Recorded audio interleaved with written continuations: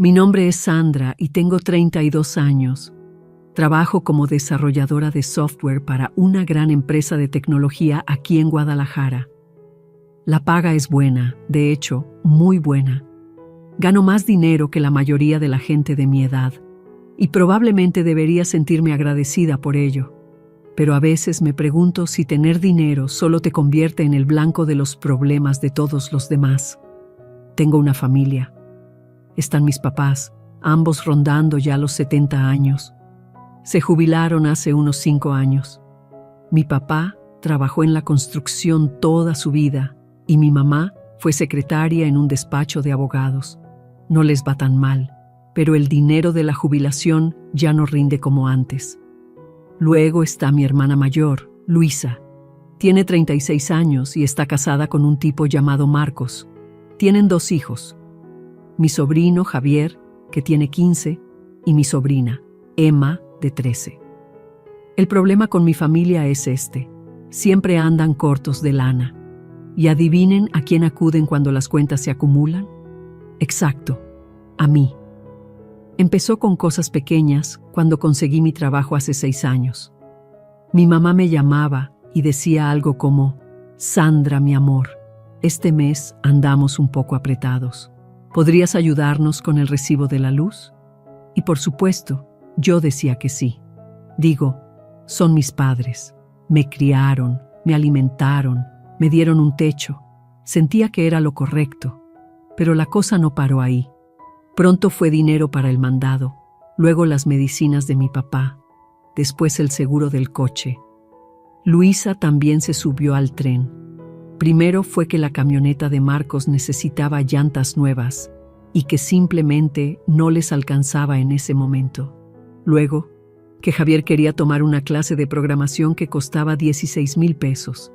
Siempre había algo, siempre una emergencia.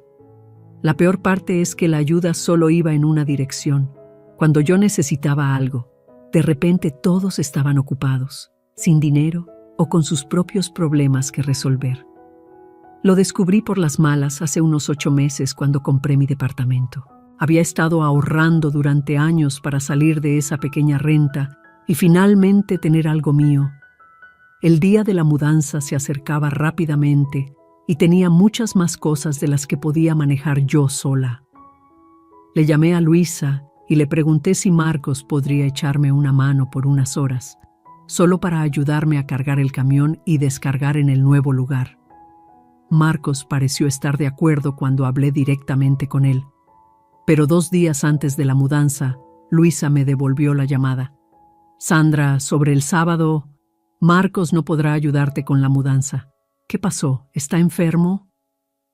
No, está bien, pero lo platicamos y decidimos que ya es hora de que resuelvas tus propios problemas. Puedes contratar una mudanza o ver cómo le haces.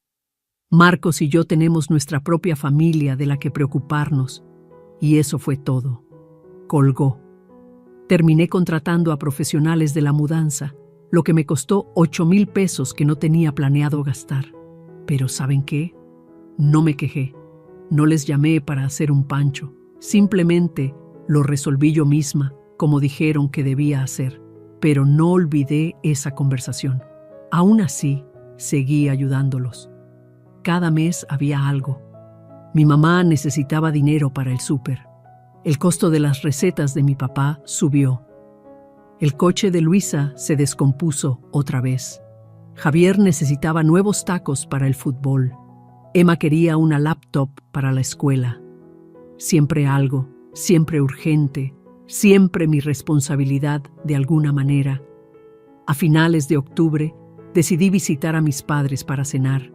No los había visto en algunas semanas y pensé que sería bueno ponernos al día. Cuando llegué, Luisa, Marcos, Javier y Emma ya estaban sentados alrededor de la mesa del comedor. Toda la familia estaba allí. Mi mamá había preparado su clásico estofado de res y todos nos sentamos a comer. Pero algo se sentía raro desde el principio. Mi mamá pasó toda la primera mitad de la cena hablando con Luisa sobre las actividades escolares de Emma y los partidos de fútbol de Javier. Le preguntó a Luisa sobre su trabajo, sobre el empleo de Marcos, sobre sus planes para las fiestas. Mientras tanto, yo estaba sentada comiendo mi comida, y mi mamá no me hizo ni una sola pregunta, ni sobre el trabajo, ni sobre mi departamento, ni sobre nada. Entonces mi papá tosió, solo una pequeña tos. Pero mi mamá se giró para mirarlo y él le lanzó una de esas miradas, como si hubieran planeado algo.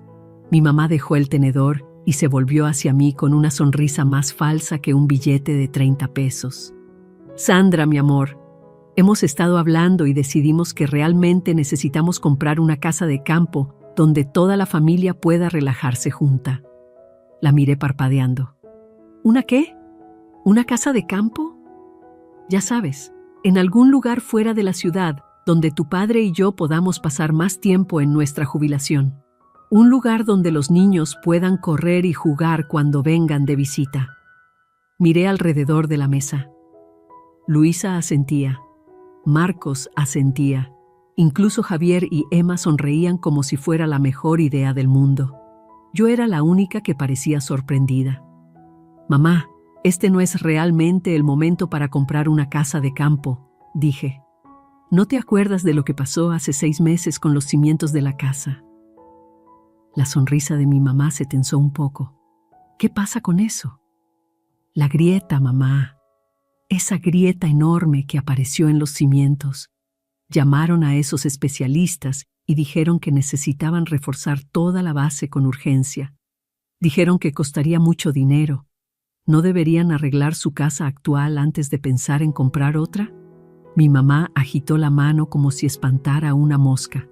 «Ay, eso son puras exageraciones. Esa grieta no se va a ir a ninguna parte.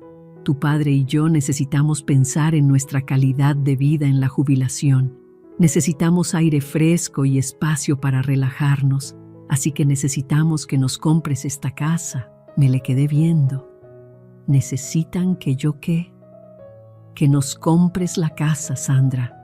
Eres la única en la familia que puede pagarla». «Mamá, estoy pagando una hipoteca de mi propio departamento. No tengo dinero para dar un enganche para otra casa». Los ojos de mi mamá se iluminaron como si hubiera estado esperando que yo dijera exactamente eso. «Bueno, ya vi un lugar perfecto.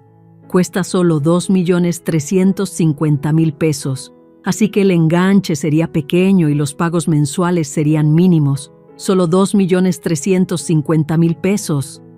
Como si fuera cualquier cosa. Miré de nuevo la mesa. Mi papá me miraba expectante. Luisa tenía los brazos cruzados, mirándome como si yo fuera la difícil. Marcos asentía. Hasta los niños me observaban, esperando mi respuesta. «Mamá, no puedo comprarles una casa», dije lentamente. «Tengo mi propia hipoteca que pagar». Mi mamá se inclinó hacia adelante. Los pagos mensuales serían solo de unos 30.000 pesos. Solo 30.000 pesos, además de mi propia hipoteca de 40.000 al mes. «No voy a asumir una hipoteca por una casa en la que nunca voy a vivir», dije con firmeza. «No voy a hacer esto». La temperatura en la habitación se desplomó. La cara de mi mamá se volvió fría como el hielo. «Bueno», dijo con desdén, «supongo que ya sabemos en qué lugar estamos parados. Significa que pensábamos que podíamos contar con nuestra propia hija», dijo mi papá. «Muy decepcionante, Sandra». Miré alrededor de la mesa por última vez. Todos me miraban como si yo fuera la peor persona del mundo. Ya no tenía sentido discutir. «Creo que debería irme», dije en voz baja. «Yo también creo que deberías», respondió mi mamá. Nadie me acompañó a la puerta. Nadie se despidió. Conduje a casa esa noche sintiendo que había perdido a mi familia por algo que nunca debieron haberme pedido. Pasaron 2 meses después de esa cena. 2 largos meses en los que mi teléfono permaneció en silencio.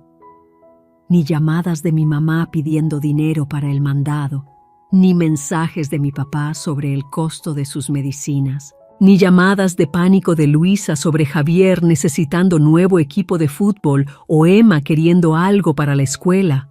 Lo más extraño fue que Luisa ni siquiera me pidió dinero. Eso fue realmente raro en ella. Usualmente llamaba al menos 2 veces al mes con alguna emergencia que requería mi ayuda. Pero nada, silencio total. Pasó el día de Acción de Gracias y ni siquiera me invitaron a casa de mis padres. Pasé el día sola en mi departamento, pidiendo comida china y viendo películas. Una parte de mí seguía esperando que sonara el teléfono, que tal vez mi mamá llamara y dijera que estaban siendo tontos, que por supuesto debía ir a cenar, pero el teléfono nunca sonó. A medida que se acercaba la Navidad, empecé a sentirme esperanzada de nuevo. Tal vez habían tenido tiempo para pensar en todo. Tal vez se dieron cuenta de que me habían estado pidiendo demasiado. La Navidad siempre fue un gran acontecimiento en nuestra familia. Seguramente no dejarían que esta estúpida pelea arruinara la Navidad. Fui de compras y compré regalos para todos. Regalos muy bonitos, además. Le compré a mi papá una tableta nueva porque la suya se estaba cayendo a pedazos.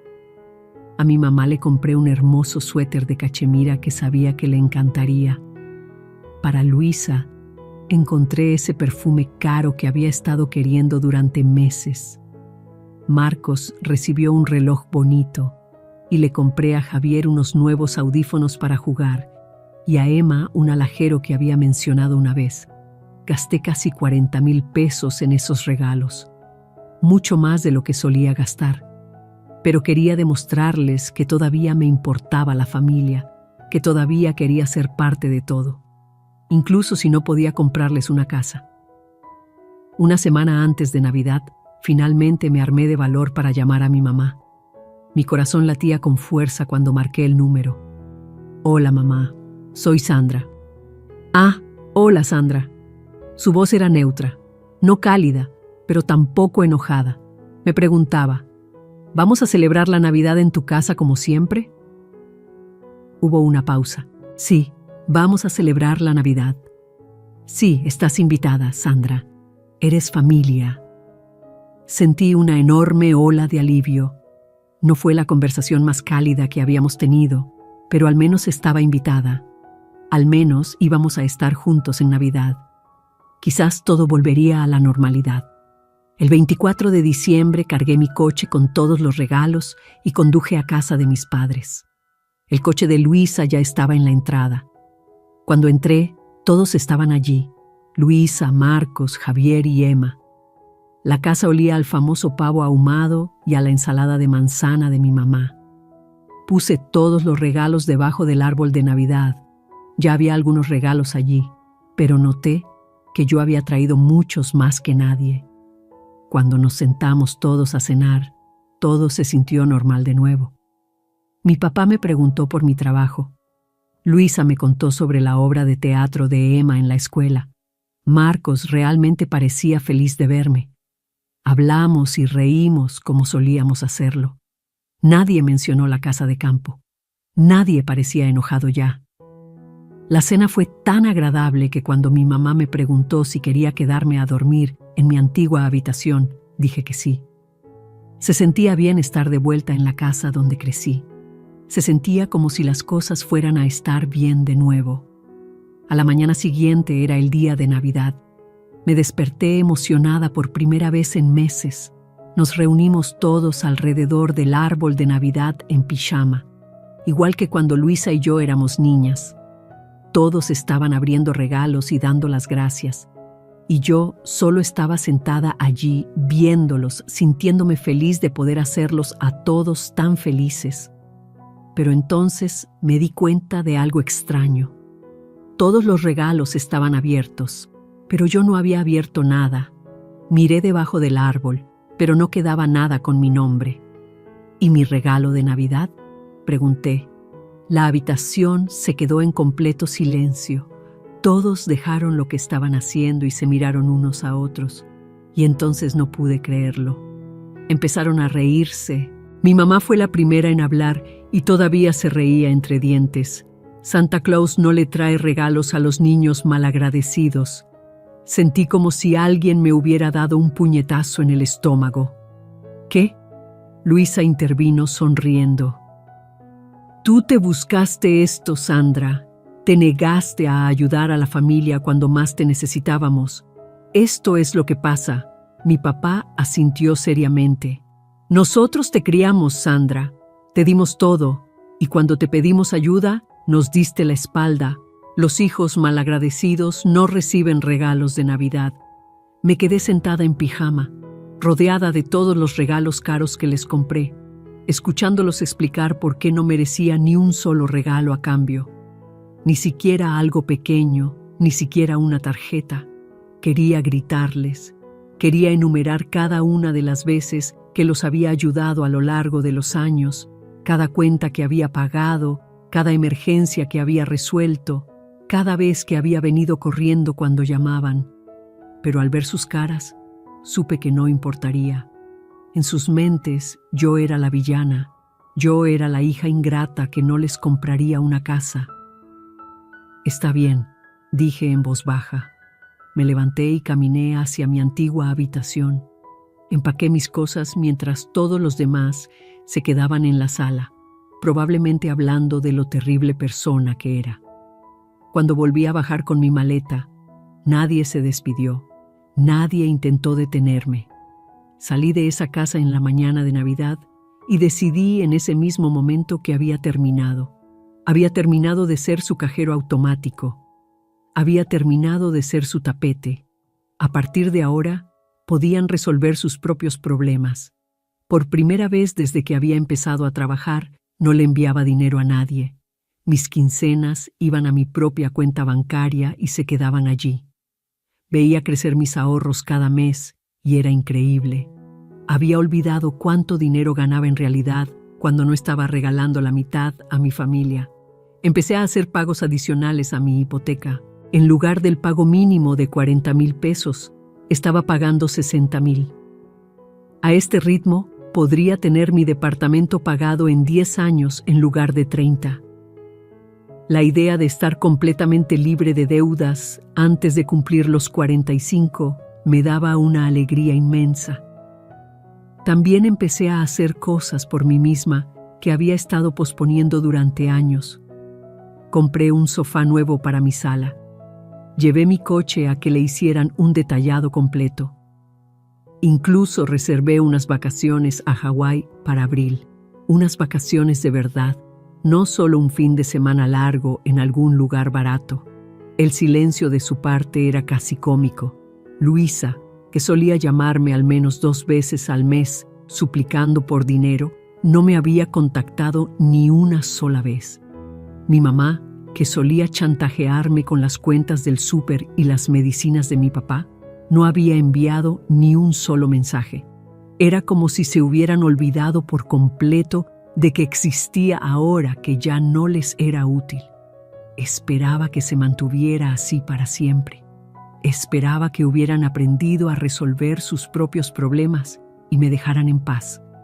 Pero en el fondo, sabía que era demasiado bueno para durar. La gente como mi familia no cambia. Solo esperan hasta estar lo suficientemente desesperados como para tragarse su orgullo.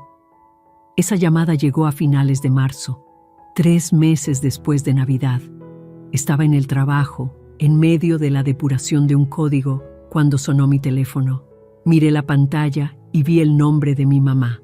Por un segundo pensé en no contestar, pero la curiosidad me ganó. Hola, Sandra. La voz de mi mamá era aguda y llena de pánico. Ay, gracias a Dios que contestaste. ¿Qué pasa, mamá?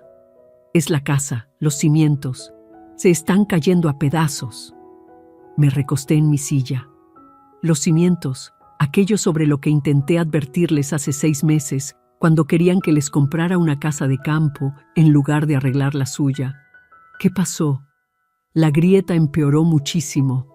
Ahora hay un hueco enorme y todo se está desmoronando. Tuvimos que llamar a una inspección de emergencia y dijeron que la casa es insegura para vivir. Dijeron que tenemos que arreglarla de inmediato o toda la casa podría colapsar. Prácticamente gritaba en el teléfono. Podía oír a mi papá gritando algo al fondo y a mi mamá gritándole de vuelta. ¿Cuánto costará arreglarlo?, pregunté, aunque ya sabía lo que venía. 1.000.000 pesos, Sandra. Necesitamos 1.000.000 pesos para reemplazar toda la cimentación, y lo necesitamos ahora mismo. Ahí estaba, la verdadera razón de la llamada. Mamá, ¿por qué me llamas a mí por esto? Porque tú tienes ahorros. Sabemos que los tienes. Tienes que ayudarnos. Casi me reí. Después de 3 meses de silencio, después de esa humillante mañana de Navidad, después de decirme que Santa no le da regalos a los hijos ingratos, ahora querían mi ayuda de nuevo. Mamá, ¿recuerdas lo que me dijiste en Navidad sobre los hijos malagradecidos? Eso suena a que es tu problema, no el mío. Sandra Elizabeth, no te atrevas a hablarme así. Soy tu madre. Tienes razón. Eres mi madre. Y en Navidad te reíste en mi cara y me dijiste que era una ingrata. Me castigaste por no comprarte una casa de vacaciones asegurándote de que yo fuera la única persona que no recibió ni un solo regalo de Navidad. Estábamos molestos por lo de la casa de campo. Pero esto es diferente. No, mamá, no es diferente. Me mostraste exactamente lo que sientes por mí. Solo soy valiosa para ustedes cuando estoy firmando cheques. Pues, ¿adivina qué? Pídele ayuda a Santa Claus con tus cimientos. Quizás él sea más generoso con los padres ingratos de lo que es con los hijos ingratos. Sandra, por favor, no puedes dejar que perdamos nuestra casa. Deberías haber pensado en eso antes de decidir tratarme como basura. Colgué el teléfono. Mis manos temblaban un poco, pero me sentía bien. Realmente bien. Por primera vez en mi vida, me había enfrentado a mi madre cuando intentó chantajearme para que pagara por algo. El teléfono sonó de nuevo inmediatamente. Rechacé la llamada. Sonó otra vez. La rechacé. Mi mamá me llamó 6 veces más esa tarde y rechacé cada una de las llamadas. Luego empezaron los mensajes. Sandra, por favor, devuélveme la llamada. Necesitamos hablar. Esto es más que dinero. Se trata de la familia. A tu padre le está doliendo el pecho por el estrés. Por favor, ayúdanos. Borré cada mensaje sin responder.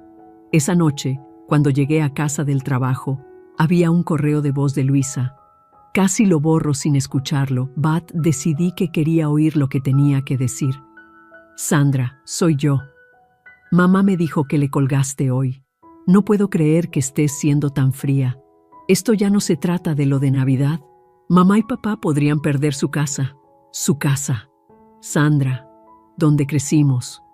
Donde están todos nuestros recuerdos. Sé que estás enojada por la Navidad, pero tienes que superarlo. La familia es primero. Tú lo sabes. Llámame. La familia es primero. Qué descaro que lo dijera ella, que me dijo que resolviera mis propios problemas cuando necesité ayuda para mudarme. La familia es primero, pero solo cuando les beneficiaba. Me serví una copa de vino y me senté en mi hermoso sofá nuevo, en mi departamento que estaría libre de hipoteca en 10 años, y no sentí ninguna culpa. Ellos tomaron su decisión en Navidad. Me mostraron exactamente cuál era mi lugar en sus prioridades. Ahora podían vivir con las consecuencias. La grieta en los cimientos, sobre la que les advertí hace meses, finalmente los estaba alcanzando. Quizás si me hubieran escuchado, en lugar de exigir que les comprara una casa de vacaciones, habrían tenido dinero para arreglarla antes de que se convirtiera en una emergencia de 1.000.000 pesos. Pensé que mi negativa por teléfono sería el final. Pensé que entenderían el mensaje de que ya no iba a ayudarlos, pero me equivoqué. No se rendirían tan fácilmente. La tarde siguiente, al volver a casa del trabajo, encontré a 3 personas de pie fuera de la puerta de mi departamento. Mi mamá, mi papá y Luisa habían conducido hasta mi casa para emboscarme. Consideré dar la vuelta e irme, pero no había a dónde ir. Ya me habían visto caminando por el pasillo. «Sandra», gritó mi mamá, «necesitamos hablar contigo». Suspiré y caminé hacia mi puerta. ¿Qué hacen aquí? Vinimos a hacerte entrar en razón, dijo mi papá, ya que no contestas el teléfono. Abrí la puerta sabiendo que esta conversación iba a suceder quisiera o no. Me siguieron adentro, mirando mi departamento como si estuvieran comprobando lo bien que vivía yo mientras ellos sufrían. ¿Qué quieren?, pregunté, sin molestarme en ofrecerles asiento. Todos empezaron a hablar a la vez. Mi mamá lloraba sobre cómo podrían perder la casa. Mi papá decía que yo tenía un deber como hija. Luisa hablaba de la lealtad familiar y de lo cruel que estaba siendo. «Alto», dije en voz alta, uno a la vez. Mi mamá dio un paso al frente con las lágrimas corriendo por su rostro. «Sandra, mi amor, estamos desesperados. Los cimientos empeoran cada día. El inspector dijo que si no lo arreglamos pronto, toda la casa podría derrumbarse. Podríamos morir mientras dormimos. Entonces arréglenlo», dije simplemente. «¿Con qué dinero?», exigió mi papá. «Vivimos de una pensión, de la misma manera que todos los demás arreglan sus casas. Pidan un préstamo, vendan algo, resuélvanlo». «Sandra, por favor», dijo mi papá, su voz subiendo de tono. «Nosotros te criamos, te alimentamos, te vestimos, te mandamos a la universidad. Nos lo debes. Ya se los pagué. Les he estado pagando durante 6 años, miles y miles de pesos. Y cuando dije que no, me castigaron asegurándose de que fuera la única persona que no recibió un regalo de Navidad. Estábamos dolidos», dijo Luisa débilmente. «Ustedes fueron crueles. Se rieron de mí. Me llamaron ingrata mientras estaba sentada allí, rodeada de regalos caros que les compré a todos ustedes». La habitación se quedó en silencio por un minuto. Podía verlos tratando de encontrar un nuevo ángulo, una nueva forma de chantajearme para que les diera el dinero. «Sandra», dijo mi mamá finalmente, «tú eres una persona rica. 1 millón de pesos no es nada para ti. Ganas buen dinero. No tienes una familia que mantener. Puedes pagarlo». Ahí estaba de nuevo, porque era soltera, porque no tenía hijos. Mi dinero no importaba, mis necesidades no importaban, mi futuro no importaba. «Tienen razón», dije. «Gano buen dinero y voy a conservarlo». «Sandra», jadeó mi mamá como si hubiera dicho algo horrible. «¿Quieren saber qué estoy haciendo con mi dinero? Estoy pagando extra en mi hipoteca para poder ser dueña de mi departamento en 10 años. Estoy ahorrando para mi jubilación. Estoy planeando unas vacaciones a Hawái. Estoy viviendo mi vida en lugar de preocuparme constantemente por la próxima crisis por la que me van a llamar». «¿Cómo puedes ser tan egoísta?», exigió Luisa. «¿Cómo pueden ser tan encajosos? Los he estado sacando de apuros durante años y nunca han dicho gracias. No, de verdad, siempre se esperaba de mí». «Sandra lo arreglará. Sandra tiene dinero». Pues Sandra ya se cansó. La cara de mi papá se estaba poniendo roja. «Después de todo lo que hemos hecho por ti, ¿qué han hecho por mí últimamente? ¿Cuándo fue la última vez que alguno de ustedes me preguntó cómo estaba? ¿Cuándo fue la última vez que se preocuparon por algo en mi vida que no fuera mi cuenta bancaria?» Se miraron unos a otros como si no pudieran creer que yo fuera tan irracional. «Esto es ridículo», dijo mi mamá. «No nos iremos hasta que aceptes ayudarnos. Entonces van a estar aquí mucho tiempo. Quiero que se vayan. Ahora». Se quedaron allí 1 minuto más, probablemente esperando que cambiara de opinión. Cuando no lo hice, finalmente comenzaron a moverse hacia la puerta.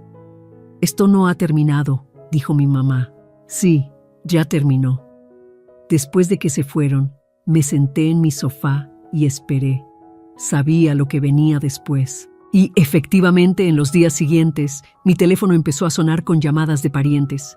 Primero fue mi tía Carolina. «Sandra, tu madre me contó lo de los cimientos. Tienes que ayudarlos, son familia». Luego, mi primo Miguel. «Ándale, Sandra, es 1 millón de pesos. Eso no es nada para alguien con tu trabajo». Mi tío Roberto incluso condujo hasta mi oficina para confrontarme.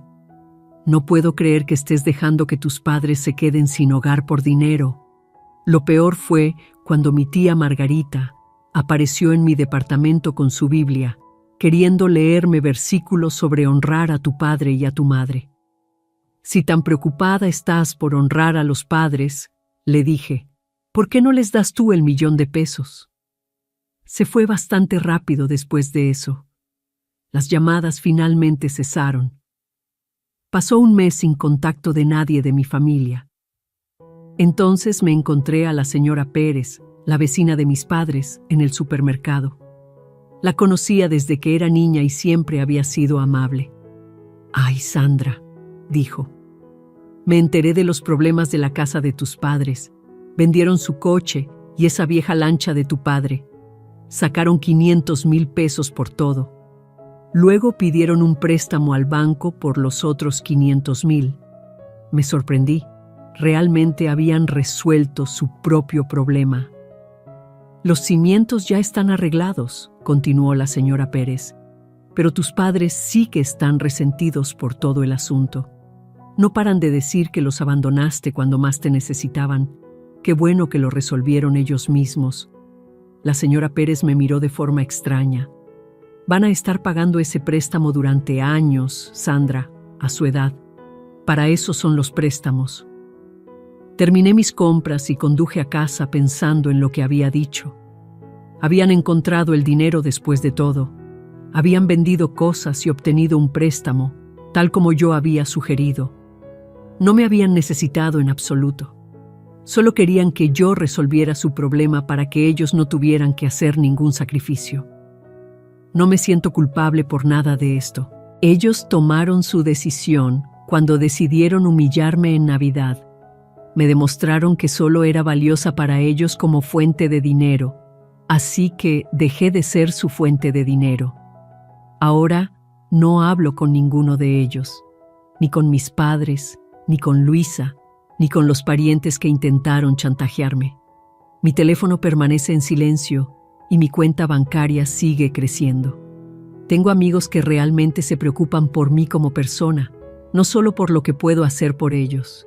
Tengo pasatiempos, planes y un futuro que no gira en torno a las emergencias financieras de otras personas. Fin de la historia.